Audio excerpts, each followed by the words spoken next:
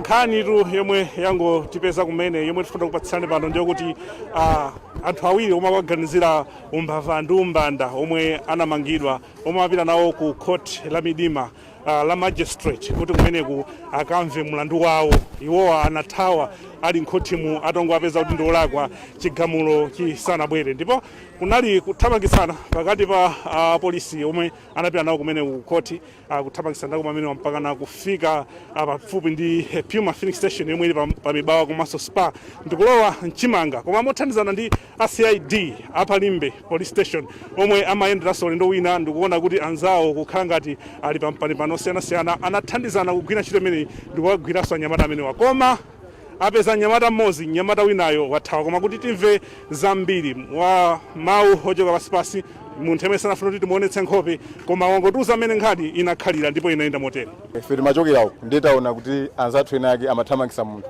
ndeti najoyina titawa ngati titambeza anzathu watifotokoza kuti anali ku court ndi anthu ni ma convict koma sanagamule ndi milandu ya bagalali ndiochola manyumba ndikumulowa mu kubamba ndeti nanthandizira mpaka natambwira munthu uja ndikumubweresa kunoko ndipo watengedwa abweranso koma anawira kuti mmozi wa Uma ndimene nkhani yayendera ya nyamata awiri omwe amaganizira umbava ndi umbanda omwe anatengera ku midima magistrate court, ndipo kumeneko watongo apeza kuti ndiolakwa chigamulo chisanabwere. Anyamata amene watu anathawa ndipo kunali kuthamangitsana ndi apolisi mpakana pomwe agwira pafupi ndi pa mibawa filling station kuti kapena paliso mibawa television pomponso pali mibawa spa muchimanga. Ndithu tikaloka mtsinje ngati tikupita ku ITG ndikomwe agwira anthu amenewa, koma apeza mmodzi winayo kuthawa. Pitilizana kuona zotsatira pano pa Mmanja television tikhati kupatsirani zambiri zokhuza nkhani imene. Dzina langa ndi Steve Kondo Banda, pa kamera na ndi Bethia Katseka.